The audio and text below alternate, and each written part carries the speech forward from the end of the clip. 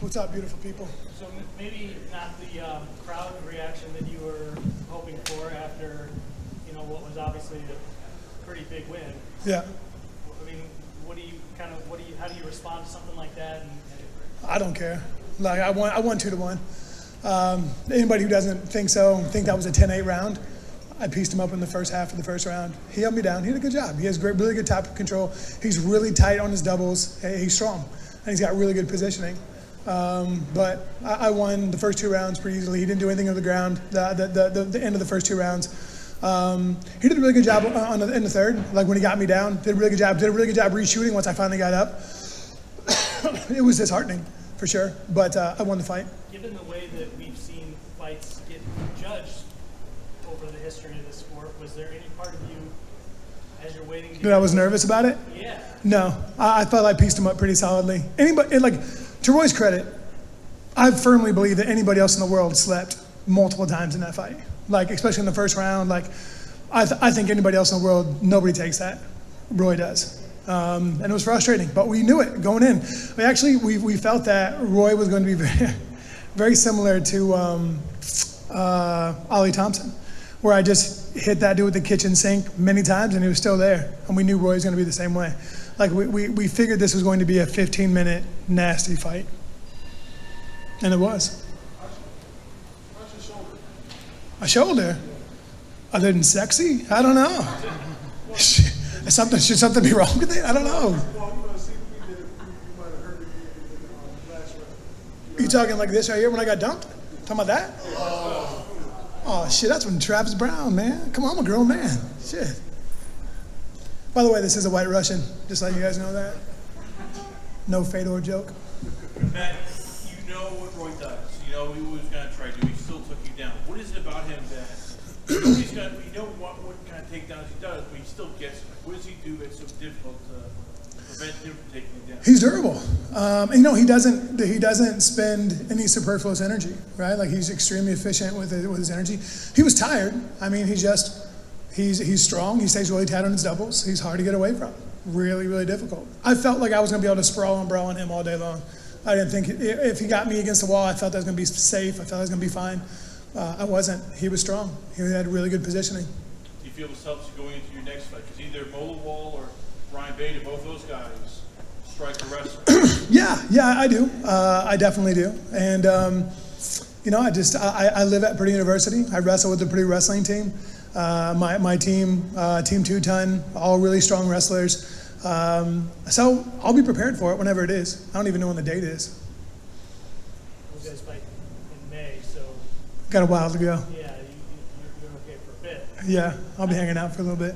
How are you with a layoff like that? I mean, is that going to be totally cool with that? A Rolling Stone gathers no moss, brother, and I'm trying to stay momentum filled.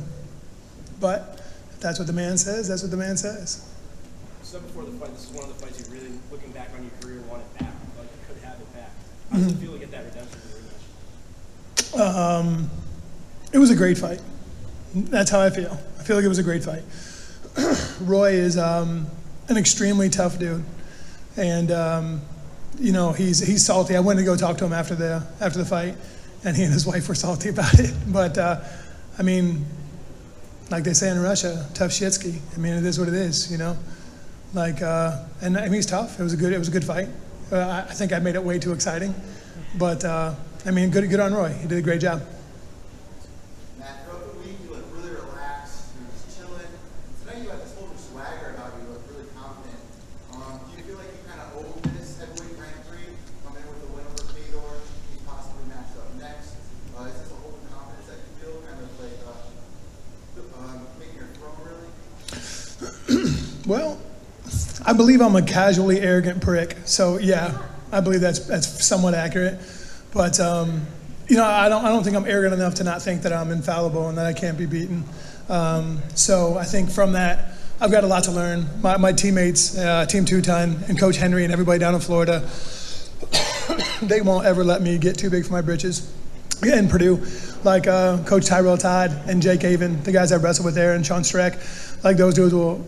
When I get back home, my daughter and I have a father-daughter dance. She accepted my offer, by the way. So we have a father-daughter dance tomorrow night, and then I'll be back in the wrestling room on Monday, and they'll be dumping me on my head left and right.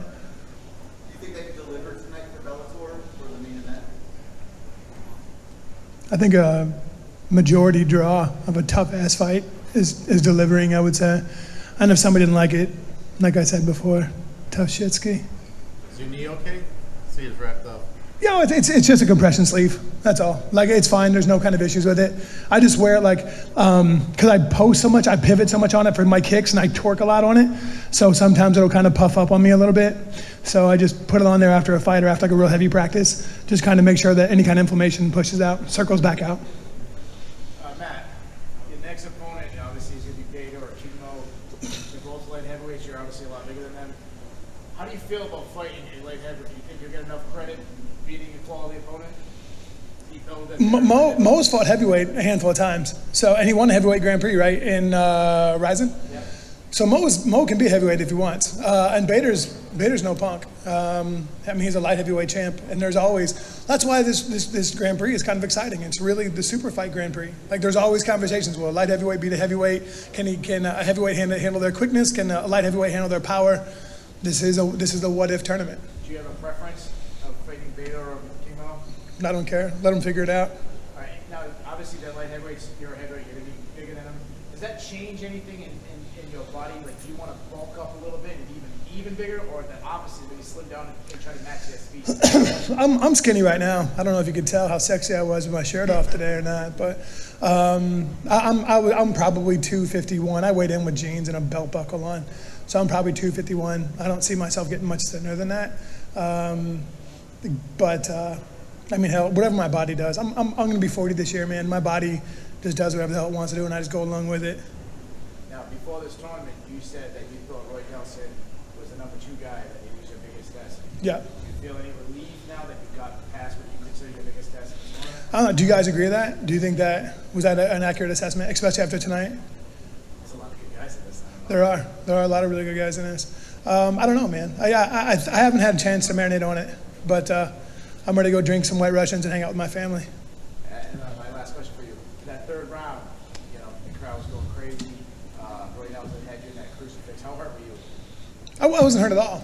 I wasn't hurt at all, actually. Like, and the punches weren't even bad, or the elbows, they weren't bad. Like, they were landing, but like most of the time they were landing with like this part of your elbow, so it's pretty meaty. So it didn't really bother me at all. It was just that's why I'm really glad I didn't stop it, because it wasn't doing anything to me at all. All right, like one more. Were you talking to the referee at all? It seemed like you were. Yeah, I felt like Roy's toe, because I was pushing down. I was going for to hook his leg, to pull him out of position, to change his hips, and I couldn't hook his toe, and it felt like it was like a dead stop. So I was like, hey, is his toe in the fence? Because it felt like his big toe from the angle was stuck in the fence, because there was no leeway, there was no give. And most of the time there's going to be some kind of a give if I can hook a heel in there and start to pull it apart, and there wasn't. Was he saying anything back to you, like, hey, I'm going to stop this? I think he said improve your position, and I did, right? I mean, it was hard. Roy has great positioning, so it was difficult to improve position, but I did, and that's the reason why I never got stopped. And like, I was never in trouble. I was never in danger. Like, I was communicating very freely with him throughout the entire thing, so you could tell if I was dazed or not, and I wasn't.